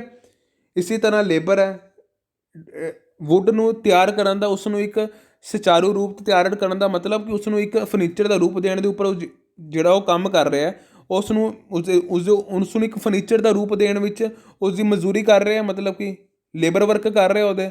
ਉਸ ਨੂੰ ਵੀ ਪਤਾ ਕਿ ਫਰਨੀਚਰ ਕਿਸ ਤਰ੍ਹਾਂ ਬਣੇਗਾ, ਹੈ ਨਾ, ਕਿ ਉਹ ਉਸ ਦੇ ਉੱਪਰ ਮਿਹਨਤ ਕਰ ਰਿਹਾ ਜਿਹਦੇ ਨਾਲ ਉਹ ਵੁੱਡ ਨੂੰ ਇੱਕ ਫਰਨੀਚਰ ਦਾ ਰੂਪ ਦੇ ਸਕੇ, ਠੀਕ ਹੈ। ਉਹ ਕੀ ਹੋ ਗਈ, ਡਾਇਰੈਕਟ ਲੇਬਰ। ਇਨਡਾਇਰੈਕਟ ਲੇਬਰ ਕਿਹੜੀ ਹੋ ਗਈ, ਜਦੋਂ ਫਰਨੀਚਰ ਬਣ ਕੇ ਤਿਆਰ ਹੋ ਗਿਆ, ਇੱਕ ਸੇਲੇਬਲ ਬਣ ਗਿਆ, ਅਤੇ ਉਹ ਫਿਰ ਅੱਗੋਂ ਜਿਹੜੇ ਉਹਦੇ ਇੰਪਲੋਇਸ ਹੋਣਗੇ ਉਸ ਨੂੰ ਮਾਰਕੀਟ 'ਚ ਵੇਚਣ ਲਈ ਰੱਖਣਗੇ, ਉਹ ਕੌਣ ਹੋਣਗੇ, ਇੰਪਲੋਇਸ, ਇਨਡਾਇਰੈਕਟ ਲੇਬਰ। ਉਰੇ ਕੀ ਹੋਣਗੇ, ਵੇਜਿਸ। ਡਾਇਰੈਕਟ ਲੇਬਰ 'ਚ ਕੀ ਆਉਂਦੇ ਨੇ, ਵੇਜਿਸ। ਇਨਡਾਇਰੈਕਟ 'ਚ ਕੀ ਆਉਂਦੇ ਨੇ, ਇੰਪਲੋਇਸ, ਠੀਕ ਹੈ। ਅਤੇ ਖਰਚੇ ਵੀ ਇਸ ਤਰ੍ਹਾਂ ਨੇ, ਜਿਹੜਾ ਇਹ ਡਾਇਰੈਕਟ ਮਟੀਰੀਅਲ ਹੈ ਅਤੇ ਜਦੋਂ ਮੈਂ ਸੁਚਾਰੂ ਰੂਪ ਵਿੱਚ ਫਰਨੀਚਰ ਬਣਾਉਣ ਵਿੱਚ ਜਿਹੜੇ ਮੇਰੇ ਖਰਚੇ ਆ ਰਹੇ ਨੇ ਉਹ ਕੀ ਹੈ, ਡਾਇਰੈਕਟ ਐਕਸਪੈਂਸਿਸ। ਇਨਡਾਇਰੈਕਟ ਐਕਸਪੈਂਸਿਸ ਕੀ ਹੈ, ਜਦੋਂ ਉਹ ਖਰਚੇ ਮੇਰੇ ਸੇਲੇਬਲ ਬਣ ਗਈ, ਜਦੋਂ ਵੈਲਿਊ, ਇੱਕ ਫਰਨੀਚਰ ਤਿਆਰ ਹੋ ਗਿਆ, ਉਸ ਨੂੰ ਅੱਗੇ ਮਾਰਕੀਟ 'ਚ ਲੈ ਜਾਣਾ, ਟਰਾਂਸਪੋਰਟੇਸ਼ਨ ਕਰਨੀ, ਠੀਕ ਹੈ, ਉਹਦੀ, ਅਤੇ ਉਸ ਨੂੰ ਇੱਕ ਵੇਅਰ ਹਾਊਸ ਵਿੱਚ ਰੱਖਣਾ, ਉਹਦਾ ਖਰਚਾ, ਉਹ ਸਾਰਾ ਇਨਡਾਇਰੈਕਟ ਐਕਸਪੈਂਸਿਸ ਹੋ ਗਏ। ਉਹਦੇ ਸਿੱਧੇ ਖਰਚੇ ਤਾਂ ਨਹੀਂ ਹੋ ਰਹੇ, ਇੱਕ ਫਰਨੀਚਰ ਬਣਾਉਣ ਦੇ ਜਿਹੜੇ ਸਿੱਧੇ ਖਰਚੇ ਨਹੀਂ ਹੋ ਰਹੇ ਉਹ ਸਾਰੇ ਇਨਡਾਇਰੈਕਟ ਐਕਸਪੈਂਸਿਸ ਹੋਣਗੇ। ਇਹ ਮੇਰੇ ਐਲੀਮੈਂਟਸ ਹੈ, ਤਿੰਨ ਤਰ੍ਹਾਂ ਦੇ ਐਲੀਮੈਂਟਸ ਹੈ, ਮਟੀਰੀਅਲ, ਲੇਬਰ, ਐਕਸਪੈਂਸਿਸ। ਉਸ ਨੂੰ ਅੱਗੇ ਡਿਵਾਈਡ ਕੀਤਾ ਹੋਇਆ ਡਾਇਰੈਕਟ ਮਟੀਰੀਅਲ, ਇਨਡਾਇਰੈਕਟ ਮਟੀਰੀਅਲ ਦਾ, ਲੇਬਰ ਦਾ ਵੀ ਡਾਇਰੈਕਟ ਲੇਬਰ, ਇਨਡਾਇਰੈਕਟ ਲੇਬਰ। ਸਿੱਧੀ ਲੇਬਰ ਕਿਹੜੀ ਹੋਏਗੀ, ਵੇਜਿਸ। ਇਨਡਾਇਰੈਕਟ ਲੇਬਰ ਕਿਹੜੇ ਹੋਣਗੇ, ਇੰਪਲੋਇਸ, ਠੀਕ ਹੈ। ਅਤੇ ਡਾਇਰੈਕਟ ਐਕਸਪੈਂਸਿਸ ਅਤੇ ਇਨਡਾਇਰੈਕਟ ਐਕਸਪੈਂਸਿਸ ਕਿਹੜੇ ਹੋਣਗੇ, ਜੋ ਇਹਨਾਂ ਨੂੰ ਬਣਾਉਣ ਦੇ, ਡਾਇਰੈਕਟ ਮਟੀਰੀਅਲ ਨੂੰ ਬਣਾਉਣ ਦੇ ਉੱਪਰ ਜਿਹੜਾ ਸਿੱਧਾ ਖਰਚਾ ਹੋ ਰਿਹਾ, ਇੱਕ ਡਾਇਰੈਕਟ ਮਟੀਰੀਅਲ ਦੇ ਉੱਪਰ ਜਿਹੜਾ ਸਿੱਧਾ ਖਰਚਾ ਹੋ ਰਿਹਾ ਬਣਾਉਣ ਦੇ ਉੱਪਰ, ਮਤਲਬ ਕਿ ਮੈਨੂਫੈਕਚਰਿੰਗ ਕੰਸਰਨ ਵਿੱਚ ਜਿਹੜਾ ਖਰਚਾ ਹੋ ਰਿਹਾ ਉਹ ਹੋਏਗਾ ਡਾਇਰੈਕਟ ਐਕਸਪੈਂਸਿਸ। ਇਨਡਾਇਰੈਕਟ ਐਕਸਪੈਂਸਿਸ ਕਿਹੜੇ ਹੋਣਗੇ, ਜੋ ਮੈਂ ਉਹਨੂੰ ਬਣਾਉਣ ਤੋਂ ਬਾਅਦ ਦੇ ਖਰਚੇ ਹੋਣਗੇ, ਜੋ ਇੱਕ ਫਰਨੀਚਰ ਤਿਆਰ ਹੋ ਗਿਆ ਉਸ ਤੋਂ ਬਾਅਦ ਜਿਹੜੇ ਖਰਚੇ ਹੋਣਗੇ, ਜਦੋਂ ਉਹਨੂੰ ਮੈਂ ਮਾਰਕੀਟ 'ਚ ਲੈ ਚੱਲਿਆ ਉਹਦੇ ਉੱਪਰ ਜਿਹੜੇ ਖਰਚੇ ਹੋਣਗੇ, ਠੀਕ ਹੈ। ਠੀਕ ਹੈ ਫਰੈਂਡਸ, ਤਾਂ ਇੱਕ ਅੱਗੋਂ ਤੁਹਾਨੂੰ ਮੈਂ ਇੱਕ ਹੋਰ ਇਨਫੋਰਮੇਸ਼ਨ ਦੱਸ ਦਵਾਂ। ਜਿਹੜਾ ਡਾਇਰੈਕਟ ਮਟੀਰੀਅਲ ਹੁੰਦਾ, ਡਾਇਰੈਕਟ ਲੇਬਰ ਹੁੰਦਾ ਅਤੇ ਡਾਇਰੈਕਟ ਐਕਸਪੈਂਸਿਸ ਹੁੰਦੇ, ਇਹਨਾਂ ਤਿੰਨਾਂ ਨੂੰ ਕੀ ਕਹਿੰਦੇ ਨੇ, ਇਹਨੂੰ ਪ੍ਰਾਈਮ ਕੋਸਟ ਕਹਿੰਦੇ ਨੇ। ਪ੍ਰਾਈਮ ਕੋਸਟ ਦਾ ਮਤਲਬ ਕਿ ਐਕਚੁਅਲ 'ਚ ਇਹ ਵੈਲਿਊ ਸੀ, ਠੀਕ ਹੈ। ਇੱਕ ਪ੍ਰੋਡਕਟ ਨੂੰ ਤਿਆਰ ਕਰਨ ਦਾ, ਫਰਨੀਚਰ ਨੂੰ ਤਿਆਰ ਕਰਨ ਦਾ, ਜਿਹੜੀ ਉਹਦੇ ਉੱਪਰ ਵੁੱਡ ਲੱਗੀ, ਜਿਹੜੀ ਉਹਦੇ ਉੱਪਰ ਮਜ਼ਦੂਰੀ ਲੱਗੀ ਅਤੇ ਜਿਹੜੇ ਉਹਦੇ ਉੱਪਰ ਖਰਚੇ ਲੱਗੇ, ਸਿੱਧੇ ਖਰਚੇ। ਇੱਕ ਵੁੱਡ ਤਿਆਰ ਹੋ ਗਿਆ, ਇਹਨੂੰ ਕੀ ਕਹਾਂਗੇ, ਇਹ ਇੱਕ ਹੋਲਸੇਲ ਵੈਲਿਊ ਬਣ ਗਈ ਉਹਦੀ, ਡਾਇਰੈਕਟ ਮਟੀਰੀਅਲ ਲੱਗ ਗਏ, ਡਾਇਰੈਕਟ ਲੇਬਰ ਲੱਗ ਗਏ, ਡਾਇਰੈਕਟ ਐਕਸਪੈਂਸਿਸ ਲੱਗ ਕੇ ਕੀ ਬਣ ਗਿਆ, ਇੱਕ ਹੋਲਸੇਲ ਵੈਲਿਊ ਤਿਆਰ ਹੋ ਗਈ। ਹੋਲਸੇਲ ਵੈਲਿਊ ਤੁਹਾਨੂੰ ਸਮਝ ਸਕਦੇ ਹੋ ਨਾ, ਕੋਈ ਹੋਲਸੇਲ ਵੈਲਿਊ ਹੈ ਉਹ ਜਿਹੜੀ ਮਾਰਕੀਟ ਵੈਲਿਊ ਉਸ ਨਾਲੋਂ ਤਾਂ ਘੱਟ ਹੀ ਹੋਏਗੀ। ਘੱਟ ਮਤਲਬ ਉਹਦੇ ਉੱਪਰ ਜਿਹੜੇ ਸਿੱਧੇ ਖਰਚੇ ਲੱਗ ਰਹੇ, ਠੀਕ ਹੈ। ਵੱਧ ਕਿਉਂ ਜਾਂਦੀ ਹੈ, ਜਦ ਉਹਦੇ ਉੱਪਰ ਇੰਡਾਇਰੈਕਟ ਮਟੀਰੀਅਲ ਲੱਗਦਾ, ਇੰਡਾਇਰੈਕਟ ਲੇਬਰ ਲੱਗਦਾ, ਇੰਡਾਇਰੈਕਟ ਐਕਸਪੈਂਸਿਸ ਲੱਗਦੇ, ਜਿਹਦੇ ਨਾਲ ਉਹ ਮਾਰਕੀਟ ਦੀ ਵੈਲਿਊ ਬਣ ਜਾਂਦੀ ਹੈ। ਹੋਲਸੇਲ ਵੈਲਿਊ ਤੋਂ ਮਾਰਕੀਟ ਦੀ ਵੈਲਿਊ ਬਣ ਜਾਂਦੀ ਹੈ, ਉਸ ਨੂੰ ਕਹਿੰਦੇ ਨੇ ਇੰਡਾਇਰੈਕਟ ਖਰਚੇ ਜਿਹੜੇ ਉਹ ਲੱਗ ਗਏ, ਠੀਕ ਹੈ। ਇਹਨਾਂ ਤਿੰਨਾਂ ਨੂੰ ਕੀ ਕਹਿੰਦੇ ਨੇ, ਮੈਂ ਤੁਹਾਨੂੰ ਦੱਸਦਾ। ਡਾਇਰੈਕਟ ਮਟੀਰੀਅਲ, ਡਾਇਰੈਕਟ ਲੇਬਰ ਅਤੇ ਡਾਇਰੈਕਟ ਐਕਸਪੈਂਸਿਸ, ਇਹਨਾਂ ਨੂੰ ਕੀ ਕਹਿੰਦੇ ਨੇ, ਪ੍ਰਾਈਮ ਕੋਸਟ, ਠੀਕ ਹੈ। ਉਹ ਹੋਲਸੇਲ ਵੈਲਿਊ ਤਿਆਰ ਹੋ ਗਈ ਇੱਕ, ਠੀਕ ਹੈ। ਸਿੰਪਲ ਦੇ ਟਰਮ ਸਮਝੋ ਕਿ ਹੋਲਸੇਲ ਵੈਲਿਊ ਤਿਆਰ ਹੋ ਗਈ ਇੱਕ ਪਰਟੀਕੂਲਰ ਫਰਨੀਚਰ ਦੀ, ਠੀਕ ਹੈ। ਅਤੇ ਇੰਡਾਇਰੈਕਟ ਮਟੀਰੀਅਲ, ਇੰਡਾਇਰੈਕਟ ਲੇਬਰ ਅਤੇ ਇੰਡਾਇਰੈਕਟ ਐਕਸਪੈਂਸਿਸ, ਜੇ ਇਹਨਾਂ ਨੂੰ ਮੈਂ ਇਕੱਠਾ ਕਰ ਲਵਾਂ ਇਹਨੂੰ ਕੀ ਕਿਹਾ ਜਾਏਗਾ, ਓਵਰਹੈਡਸ। ਇਹ ਕਿਹੜੇ ਹੋਣਗੇ, ਓਵਰਹੈਡਸ। ਹੁਣ ਮੈਨੂੰ ਇਹ ਤਾਂ ਪਤਾ ਲੱਗਣਾ ਚਾਹੀਦਾ ਜਿਹੜਾ ਇੰਡਾਇਰੈਕਟ ਮਟੀਰੀਅਲ ਲੱਗ ਰਿਹਾ ਮੇਰਾ ਕਿੱਥੇ, ਕਿਹੜਾ ਮਟੀਰੀਅਲ ਲੱਗ ਰਿਹਾ। ਹੋ ਸਕਦਾ ਹੈ ਕਿ ਜਦੋਂ ਕੋਈ ਚੀਜ਼ ਮੈਂ ਲੈ ਕੇ ਆਇਆ, ਕੋਈ ਮੈਂ ਅਨਫਰਨਿਸ਼ਡ ਗੁੱਡਸ ਲੈ ਕੇ ਆਇਆ, ਉਹਨੂੰ ਮੈਂ ਫਰਨਿਸ਼ ਕਰਤਾ, ਉਸ ਤੋਂ ਬਾਅਦ ਉਸ ਨੂੰ ਮੈਂ ਹੋਰ ਅੱਛਾ ਵੀ ਤਾਂ ਕਰ ਸਕਦਾ ਨਾ। ਇਹ ਤਾਂ ਹੈ ਨਹੀਂ ਕਿ ਹਰੇਕ ਪ੍ਰੋਸੈਸ 'ਤੇ ਉਹ ਚੀਜ਼ ਹੋਰ ਵੀ ਤਾਂ ਅੱਛੀ ਪ੍ਰੋਡਕਟ ਨੂੰ ਮੈਂ ਹੋਰ ਐਡੀਸ਼ਨ ਕਰਕੇ, ਜਿਵੇਂ ਕਹਿੰਦੇ ਨਾ ਆਪਾਂ ਜਿੰਨਾ ਗੁੜ ਪਾਈਏ ਉਨਾ ਹੋਰ ਮਿੱਠਾ ਹੋ ਜਾਂਦਾ, ਤਾਂ ਉਸ ਹਿਸਾਬ 'ਤੇ ਕੋਈ ਪ੍ਰੋਡਕਟ ਬਣਾ ਰਿਹਾ ਮੈਂ, ਠੀਕ ਹੈ। ਕੋਈ ਪ੍ਰੋਡਕਟ ਨੂੰ ਬਣਾਉਣ ਦੇ ਉੱਪਰ ਮੈਂ ਉਹਨੂੰ ਇੱਕ ਵਾਰੀ ਤਿਆਰ ਕਰਤਾ, ਮਗਰ ਜਿਸ ਨੂੰ ਮੈਂ ਵੇਚ ਰਿਹਾ ਉਸਦੇ ਉੱਪਰ ਉਹ ਹੋਰ ਖਰਚਾ ਕਰਕੇ ਉਸ ਨੂੰ ਹੋਰ ਅੱਛਾ ਰੂਪ ਦੇ ਸਕਦਾ। ਤਾਂ ਜਿਹੜੇ ਖਰਚੇ ਨੇ, ਮਤਲਬ ਕਿ ਉਰੇ ਇਹ ਕਹਿਣਾ ਚਾਹ ਰਿਹਾ ਕਿ ਇਹਨਾਂ ਤਿੰਨਾਂ ਨੂੰ ਮੈਂ ਜਦੋਂ ਮੈਂ ਓਵਰਹੈਡਸ ਕਹਾਂਗਾ, ਇੰਡਾਇਰੈਕਟ ਮਟੀਰੀਅਲ, ਉਹ ਹੋ ਸਕਦਾ ਹੈ ਕਿ ਇੱਕ ਫੈਕਟਰੀ ਦੇ ਅਲੱਗ ਹੋਣਗੇ, ਆਫਿਸ ਦੇ ਅਲੱਗ ਹੋਣਗੇ, ਠੀਕ ਹੈ, ਸੈਲਿੰਗ 'ਤੇ ਅਲੱਗ ਹੋਣਗੇ। ਇਵੇਂ ਲੇਬਰ ਹੈ ਉਹ ਫੈਕਟਰੀ 'ਤੇ ਅਲੱਗ ਹੋਏਗੀ, ਆਫਿਸ 'ਤੇ ਅਲੱਗ ਹੋਏਗੀ, ਠੀਕ ਹੈ, ਅਤੇ ਸੈਲਿੰਗ ਡਿਸਟਰੀਬਿਊਸ਼ਨ 'ਤੇ ਅਲੱਗ ਹੋਏਗੀ। ਅਤੇ ਇਵੇਂ ਖਰਚੇ ਹੈ, ਫੈਕਟਰੀ ਦੇ ਅਲੱਗ ਹੋਣਗੇ, ਆਫਿਸ ਦੇ ਅਲੱਗ ਹੋਣਗੇ, ਸੈਲਿੰਗ ਡਿਸਟਰੀਬਿਊਸ਼ਨ ਦੇ ਅਲੱਗ ਹੋਣਗੇ, ਠੀਕ ਹੈ ਫਰੈਂਡਸ। ਮਤਲਬ ਕਿ ਓਵਰਹੈਡਸ ਕਿਹੜੇ ਹੋਣਗੇ, ਇਹਨਾਂ ਨੂੰ ਮੈਂ ਅੱਗੇ ਡਿਵੀਜ਼ਨ ਇਸ ਲਈ ਡਿਵਾਈਡ ਕਰਤਾ ਤਾਂ ਕਿ ਮੈਨੂੰ ਇਹ ਪਤਾ ਲੱਗ ਸਕੇ ਕਿ ਜੋ ਮੈਂ ਫੈਕਟਰੀ 'ਚ ਜਿਹੜੇ ਖਰਚੇ ਕਰ ਰਿਹਾ ਇੰਡਾਇਰੈਕਟ, ਉਹ ਅਲੱਗ ਹੋ ਗਏ, ਠੀਕ ਹੈ ਨਾ। ਜੋ ਆਫਿਸ ਦੇ ਖਰਚੇ ਕਰ ਰਹੇ ਹਾਂ ਉਹ ਅਲੱਗ ਹੋ ਗਏ, ਅਤੇ ਸੈਲਿੰਗ ਡਿਸਟਰੀਬਿਊਸ਼ਨ ਉੱਪਰ ਕਰ ਰਹੇ ਹਾਂ ਉਹ ਅਲੱਗ ਹੋ ਗਏ। ਜੋ ਤੁਹਾਨੂੰ ਮੈਂ ਦੱਸਿਆ ਸੀ ਪ੍ਰਾਈਮ ਕੋਸਟ ਵਿੱਚ ਤਾਂ ਮੈਨੂੰ ਇਹ ਪਤਾ ਲੱਗ ਜਾਂਦਾ ਕਿ ਇਹ ਹੋਲਸੇਲ ਵੈਲਿਊ ਹੈ, ਬਟ ਹਲੇ ਉਹ ਮਾਰਕੀਟ 'ਚ ਗਈ ਨਹੀਂ। ਮਾਰਕੀਟ 'ਚ ਜਾਣ ਤੋਂ ਪਹਿਲਾਂ ਉਹਦੇ ਉੱਪਰ ਇੱਕ ਇੰਡਾਇਰੈਕਟ ਮਟੀਰੀਅਲ, ਇੰਡਾਇਰੈਕਟ ਲੇਬਰ ਅਤੇ ਇੰਡਾਇਰੈਕਟ ਐਕਸਪੈਂਸਿਸ ਵਿੱਚ ਜਿਹੜਾ ਫੈਕਟਰੀ ਉੱਪਰ ਖਰਚਾ ਹੋ ਰਿਹਾ, ਠੀਕ ਹੈ ਨਾ। ਇੰਡਾਇਰੈਕਟ ਐਕਸਪੈਂਸਿਸ ਵਿੱਚ ਜਿਹੜਾ ਫੈਕਟਰੀ ਓਵਰਹੈਡਸ ਲੱਗ ਰਹੇ ਨੇ। ਹੁਣ ਪ੍ਰਾਈਮ ਕੋਸਟ ਵਿੱਚ ਮੈਂ ਫੈਕਟਰੀ ਓਵਰਹੈਡ ਜੋੜ ਕੇ ਉਹਨੂੰ ਮੈਂ ਅੱਗੇ ਆਫਿਸ 'ਚ ਭੇਜਾਂਗਾ, ਠੀਕ ਹੈ। ਇੱਕ ਸੈਲਿੰਗ ਡਿਸਟਰੀਬਿਊਸ਼ਨ ਲਈ ਭੇਜਾਂਗਾ, ਆਫਿਸ ਵਿੱਚ ਭੇਜਾਂਗਾ। ਉਹ ਮਾਲ ਜਦੋਂ ਵੇਅਰ ਹਾਊਸ 'ਚ ਜਾਏਗਾ ਉਹ ਪਹਿਲੇ ਫੈਕਟਰੀ ਓਵਰਹੈਡਸ ਜੁੜਨਗੇ ਪ੍ਰਾਈਮ ਕੋਸਟ ਤੋਂ ਬਾਅਦ, ਠੀਕ ਹੈ ਨਾ। ਪ੍ਰਾਈਮ ਕੋਸਟ ਕਿਹੜੀ ਹੋਗੀ, ਜੋ ਉਹਦੇ ਉੱਪਰ ਸਿੱਧੇ ਖਰਚੇ ਹੋ ਰਹੇ ਨੇ, ਠੀਕ ਹੈ। ਅਤੇ ਫੈਕਟਰੀ ਓਵਰਹੈਡਸ ਮਤਲਬ ਕਿ ਉਹ ਖਰਚਾ ਹੋਊਗਾ, ਫਰਨੀਚਰ ਦੀ ਵੈਲਿਊ ਤਿਆਰ ਹੋ ਗਈ, ਹਾਂ ਭਾਈ ਇਹਨੂੰ ਬਣਾਉਣ ਦਾ ਇੰਨਾ ਖਰਚਾ ਹੈ, ਮਗਰ ਹਲੇ ਇਹ ਫੈਕਟਰੀ 'ਚੋਂ ਗਿਆ ਨਹੀਂ ਹੈ। ਜਦੋਂ ਫੈਕਟਰੀ ਜਾਣ ਤੋਂ ਪਹਿਲਾਂ ਉਸਦੇ ਉੱਪਰ ਜੋ ਖਰਚੇ ਹੋਣਗੇ ਉਸ ਨੂੰ ਕਹਿੰਦੇ ਨੇ ਫੈਕਟਰੀ ਓਵਰਹੈਡਸ, ਠੀਕ ਹੈ। ਜਦੋਂ ਚਲਾ ਗਿਆ, ਪਹੁੰਚ ਗਿਆ ਆਫਿਸ 'ਚ ਜਿਹੜੇ ਉਹਦੇ ਉੱਪਰ ਫਰਨੀਚਰ ਨੂੰ ਰੱਖਣ ਦੇ ਖਰਚੇ ਹੋ ਰਹੇ ਨੇ ਵੇਅਰ ਹਾਊਸ ਵਿੱਚ, ਉਹਦਾ ਮੈਂ ਰੈਂਟ ਪੇ ਕਰ ਰਿਹਾ, ਠੀਕ ਹੈ। ਇਹ ਫਰਨੀਚਰ ਨੂੰ ਮੈਂ ਹੋਰ ਪੈਕੇਜਿੰਗ ਅੱਛੀ ਕਰ ਰਿਹਾ, ਠੀਕ ਹੈ, ਪੈਕੇਜਿੰਗ ਅੱਛੀ ਕਰ ਰਿਹਾ, ਤਾਂ ਮਤਲਬ ਕਿ ਉਹਨੂੰ ਹੋਰ ਸ਼ਾਈਨਿੰਗ ਦੇ ਰਿਹਾ, ਤਾਂ ਉਹ ਕੀ ਹੋ ਗਏ, ਆਫਿਸ ਦੇ ਖਰਚੇ ਹੋ ਗਏ, ਠੀਕ ਹੈ। ਇਹਨਾਂ ਨੂੰ ਫੈਸਿਲੀਟੇਟ ਕਰਨ ਵਾਲੇ ਇੰਪਲੋਇਸ ਹੁੰਦੇ ਹੈ, ਉਹਨਾਂ ਦੇ ਖਰਚੇ ਉਹ ਹੋ ਗਏ ਆਫਿਸ ਦੇ ਖਰਚੇ। ਜਦੋਂ ਇਹ ਫੇਅਰ ਹਾਊਸ ਤੋਂ ਰੱਖਣ ਤੋਂ ਬਾਅਦ ਜਦੋਂ ਇਹ ਸੈਲਿੰਗ 'ਚ ਜਾਏਗਾ ਉਦੋਂ ਮੈਂ ਉਹਦੀ ਐਡਵਰਟਾਈਜ਼ਮੈਂਟ ਕਰ ਰਿਹਾ, ਠੀਕ ਹੈ। ਪ੍ਰਿੰਟਿੰਗ ਸਟੇਸ਼ਨਰੀ ਦਾ ਕੰਮ, ਪ੍ਰਿੰਟਿੰਗ ਸਟੇਸ਼ਨਰੀ ਤਾਂ ਨਹੀਂ ਹੋਏਗਾ, ਸੋਰੀ, ਐਡਵਰਟਾਈਜ਼ਮੈਂਟ ਦੀ ਸਟ੍ਰੈਟਜੀ ਹੋਏਗੀ। ਉਸ ਪ੍ਰੋਡਕਟ ਨੂੰ ਮੈਂ ਹੋਰ ਅੱਛੇ ਉਹਦੇ ਉੱਪਰ ਐਕਸਪੈਂਡੀਚਰ ਕਰਾਂਗਾ, ਠੀਕ ਹੈ। ਉਹਦੇ ਜਿਹੜੇ ਖਰਚੇ ਹੋ ਗਏ ਉਹ ਕਿਹੜੇ ਹੋਣਗੇ, ਸੈਲਿੰਗ ਡਿਸਟਰੀਬਿਊਸ਼ਨ ਦੇ ਖਰਚੇ ਹੋਣਗੇ। ਹਰੇਕ 'ਚ ਡਿਵਾਈਡ ਹੈ ਖਰਚਾ, ਠੀਕ ਹੈ ਨਾ। 3 ਐਲੀਮੈਂਟਸ ਹੈ, ਮਟੀਰੀਅਲ, ਲੇਬਰ, ਐਕਸਪੈਂਸਿਸ। ਅੱਗੋਂ direct material, indirect material, labour, direct labour, indirect labour, expenses, direct expenses, indirect expenses, ਠੀਕ ਹੈ। Direct material, direct labour, direct expensive, prime cost, indirect material, indirect labour, indirect expenses, overheads मतलब ਜਿਹੜੇ ਮੇਰੇ overheads ਇਹ ਕੀ ਹੋ ਗਏ, ਮੇਰੇ ਖਰਚੇ, ਠੀਕ ਹੈ। ਇਹ ਖਰਚੇ ਮੈਨੂੰ ਡਿਵਾਈਡ ਤਾਂ ਕਰਨੇ ਪੈਣਗੇ। ਜੋ ਮੈਂ ਫੈਕਟਰੀ 'ਚ ਫਰਨੀਚਰ ਨੂੰ ਬਣਾਉਣ ਦਾ ਖਰਚੇ ਸੀ ਉਹ ਐਡ ਕਰ ਲਾਂਗਾ, ਆਫਿਸ 'ਚ ਸੀ ਉਹ ਐਡ ਕਰ ਲਾਂਗਾ, ਸੈਲਿੰਗ ਵਾਲੇ ਸੀ ਉਹ ਐਡ ਕਰ ਲਾਂਗਾ, ਠੀਕ ਹੈ। ਇਸ ਨੂੰ ਅਲੱਗ ਅਲੱਗ ਖਰਚੇ ਨੂੰ ਡਿਵਾਈਡ ਇਸ ਲਈ ਕਰਨਾ ਪਏਗਾ। ਇਹ ਮੈਂ ਡਿਵਾਈਡ ਕਿਉਂ ਕਰ ਰਿਹਾ, ਐਲੀਮੈਂਟ ਵਿੱਚ ਅਲੱਗ ਅਲੱਗ ਕਿਉਂ ਹੈ, ਤਾਂ ਕਿ ਮੈਂ ਕੋਸਟ ਨੂੰ ਕੰਟਰੋਲ ਕਰ ਸਕਾਂ, ਮੈਨੂੰ ਪਤਾ ਲੱਗ ਸਕੇ ਮਟੀਰੀਅਲ ਦੇ ਉੱਪਰ ਕਿੰਨਾ ਖਰਚਾ, ਇੱਕ ਪ੍ਰੋਡਕਟ ਦੇ ਉੱਪਰ ਕਿੰਨਾ ਖਰਚਾ ਹੈ, ਲੇਬਰ ਦਾ ਕਿੰਨਾ ਖਰਚਾ ਹੈ, ਐਕਸਪੈਂਸਿਸ ਦਾ ਕਿੰਨਾ ਖਰਚਾ ਹੈ, ਤਾਂ ਕਿ ਮੈਂ ਇੱਕ ਡਿਸੀਜ਼ਨ ਲੈਣ ਦੀ ਸਹੀ ਬਣ ਸਕਾਂ ਕਿ ਹਾਂ ਭਾਈ ਮੈਂ 10 ਰੁਪਏ ਤੋਂ 9 ਰੁਪਏ ਬਣਾਉਣ 'ਚ ਮੈਨੂੰ ਕੀ ਕਰਨਾ ਪਏਗਾ। ਮੈਨੂੰ ਮਟੀਰੀਅਲ ਨੂੰ ਦੇਖਣਾ ਪਏਗਾ, ਮੈਨੂੰ ਲੇਬਰ ਨੂੰ ਦੇਖਣਾ ਪਏਗਾ, ਮੈਨੂੰ ਐਕਸਪੈਂਸਿਸ ਨੂੰ ਦੇਖਣਾ ਪੈਣਾ। ਉਹ 9 ਰੁਪਏ ਬਣਾਉਣ 'ਚ 1 ਰੁਪਇਆ ਮੈਨੂੰ ਘਟਾਉਣ ਵਿੱਚ ਮੈਨੂੰ ਬੜਾ ਕੁਝ ਦੇਖਣਾ ਪੈਂਦਾ। ਮਟੀਰੀਅਲ ਦੇਖਣਾ ਪੈਂਦਾ, ਲੇਬਰ ਦੇਖਣਾ ਪੈਂਦਾ, ਐਕਸਪੈਂਸਿਸ ਦੇਖਣੇ ਪੈਂਦੇ। ਤਾਂ ਮੈਂ ਉਰੇ ਇਹਨੂੰ ਡਿਵਾਈਡ ਕੀਤਾ ਹੋਇਆ, ਠੀਕ ਹੈ ਨਾ। ਮਤਲਬ ਕਿ ਇਸ ਨੂੰ ਕੋਸਟ ਅਕਾਊਂਟਿੰਗ ਇਸ ਲਈ ਡਿਵਾਈਡ ਕੀਤਾ ਹੋਇਆ, ਠੀਕ ਹੈ ਫਰੈਂਡਸ। ਸਮਝ ਆਇਆ ਨਾ ਤੁਹਾਨੂੰ ਕਿ ਐਲੀਮੈਂਟ ਆਫ ਕੋਸਟ ਕੀ ਹੁੰਦਾ, ਕਿ ਉਹਨੇ ਐਲੀਮੈਂਟਸ ਆਫ ਕੋਸਟ ਨੂੰ ਹੀ ਐਨਾਲਾਈਜ਼ ਕਰਕੇ 10 ਰੁਪਏ ਵਾਲੀ ਚੀਜ਼ 9 ਰੁਪਏ 'ਚ ਲਿਆਉਣੀ ਹੁੰਦੀ ਹੈ, ਠੀਕ ਹੈ ਫਰੈਂਡਸ। ਸੋ ਅੱਜ ਲਈ ਇੰਟਰੋਡਕਸ਼ਨ ਸੀ, ਮੈਂ ਤੁਹਾਨੂੰ ਅੱਜ ਇੰਟਰੋਡਕਸ਼ਨ ਸਮਝਾਈ ਹੈ, ਐਲੀਮੈਂਟ ਸਮਝਾਏ ਹੈ, ਇੱਕ ਡੈਫੀਨੇਸ਼ਨ ਪੜ੍ਹਾਈ ਹੈ, ਇੱਕ ਡਿਫਰੈਂਸ ਦੱਸਿਆ ਤੁਹਾਨੂੰ ਮੈਂ, ਇੱਕ ਬ੍ਰਾਂਚਿਸ ਦੱਸੀਆਂ ਤੁਹਾਨੂੰ ਮੈਂ, ਤਾਂ ਕਿ ਤੁਹਾਨੂੰ ਇੱਕ ਪਤਾ ਲੱਗ ਜਾਏ ਕਿ ਕੋਸਟ ਅਕਾਊਂਟਿੰਗ ਦਾ ਕੰਮ ਹੀ ਇਹੀ ਹੁੰਦਾ ਹੈ ਕਿ ਉਹਨੂੰ ਕੰਟਰੋਲ ਕਰਨਾ ਕੋਸਟ ਨੂੰ, ਤਾਂ ਕਿ ਮੈਂ ਵੱਧ ਤੋਂ ਵੱਧ ਸੇਲ ਕਰ ਸਕਾਂ। ਮਾਰਕੀਟ ਦੀ ਜੋ ਸੇਲ ਚੱਲ ਰਹੀ ਹੈ ਰੇਟ, ਮਤਲਬ ਮਾਰਕੀਟ 'ਚ ਜੋ ਰੇਟ ਪ੍ਰਾਈਸ ਚੱਲ ਰਿਹਾ ਹੈ, ਪ੍ਰਾਈਸ ਜਿਹੜਾ ਚੱਲ ਰਿਹਾ ਉਹਦੇ ਨਾਲੋਂ ਘਟਾ ਕੇ ਅਤੇ ਆਪਣੀ ਕੋਸਟ ਦੀ ਵੈਲਿਊ ਨਾ ਮਤਲਬ ਨਾ ਸਫਰ ਕਰੇ ਮੇਰੀ, ਮਗਰ ਮੇਰਾ ਮੁਨਾਫਾ ਵੀ ਸੇਮ ਰਹੇ, ਠੀਕ ਹੈ। 10 ਰੁਪਏ ਦੀ ਚੀਜ਼ 10 ਰੁਪਏ ਦੀ ਚੀਜ਼ 9 ਰੁਪਏ 'ਚ ਲਿਆ ਕੇ 2 ਰੁਪਏ ਉੱਪਰ ਲਾ ਕੇ ਪ੍ਰੋਫਿਟ ਦਾ 11 ਰੁਪਏ ਦੇ ਵਿੱਚ ਵੇਚਾਂ। ਮਾਰਕੀਟ 12 ਦੀ ਵੇਚ ਰਹੀ ਹੈ, ਮੈਂ 11 ਦੀ ਵੇਚ ਕੇ ਮੈਂ ਸੇਲ ਵਧਾਵਾਂ, ਬਸ ਇਹ ਕੰਮ ਹੈ ਕੋਸਟ ਅਕਾਊਂਟਿੰਗ। ਮਤਲਬ ਕਿ ਉਹ ਐਨਾਲਾਈਜ਼ ਕਰੇਗਾ ਕਿਹੜੇ ਐਨਾਲਾਈਜ਼ ਕਰੇਗਾ ਉਹ ਐਲੀਮੈਂਟਸ ਆਫ ਕੋਸਟ। ਐਲੀਮੈਂਟਸ ਕਿਹੜੇ ਹੈ ਆ ਰਹੇ, ਮਟੀਰੀਅਲ ਨੂੰ ਦੇਖੇਗਾ, ਮਟੀਰੀਅਲ ਦਾ ਖਰਚੇ ਨੂੰ ਦੇਖੇਗਾ, ਲੇਬਰ ਦੇ ਖਰਚੇ ਨੂੰ ਦੇਖੇਗਾ, ਐਕਸਪੈਂਸਿਸ, ਇਹਨਾਂ ਤਿੰਨਾਂ ਨੂੰ ਦੇਖ ਕੇ ਹੀ ਉਹ 10 ਰੁਪਏ ਦੀ ਚੀਜ਼ ਨੂੰ 9 ਰੁਪਏ 'ਚ ਲਿਆਉਣ ਦੀ ਕੋਸ਼ਿਸ਼ ਕਰੇਗਾ। ਮੈਂ ਥੋੜ੍ਹਾ ਬਾਰ-ਬਾਰ ਰਿਪੀਟ ਕਰ ਰਿਹਾ ਤਾਂ ਕਿ ਸ਼ਾਇਦ ਤੁਹਾਨੂੰ ਨਵਾਂ ਕੰਸੈਪਟ ਲੱਗ ਸਕਦਾ, ਤਾਂ ਕਿ ਤੁਹਾਨੂੰ ਐਕਸਪਲੇਨ ਕਰ ਸਕਾਂ, ਠੀਕ ਹੈ। ਜੇ ਤੁਹਾਨੂੰ ਤਾਂ ਵੀ ਕੋਈ ਪ੍ਰੋਬਲਮ ਆਉਂਦੀ ਹੈ ਤੁਸੀਂ ਮੈਨੂੰ ਕਮੈਂਟ ਕਰਿਓ, ਮੈਂ ਤੁਹਾਨੂੰ ਦੁਬਾਰਾ ਐਕਸਪਲੇਨ ਕਰਾਂਗਾ, ਠੀਕ ਹੈ। ਮੇਰਾ ਕੰਮ ਹੈ ਤੁਹਾਨੂੰ ਸਮਝਾਉਣਾ, ਠੀਕ ਹੈ ਫਰੈਂਡਸ। ਜੇ ਤੁਹਾਨੂੰ ਲੈਕਚਰ ਅੱਛਾ ਲੱਗਿਆ ਹੋਵੇ ਕਿਰਪਾ ਕਰਕੇ ਲਾਈਕ ਕਰਿਓ, ਸ਼ੇਅਰ ਕਰਿਓ।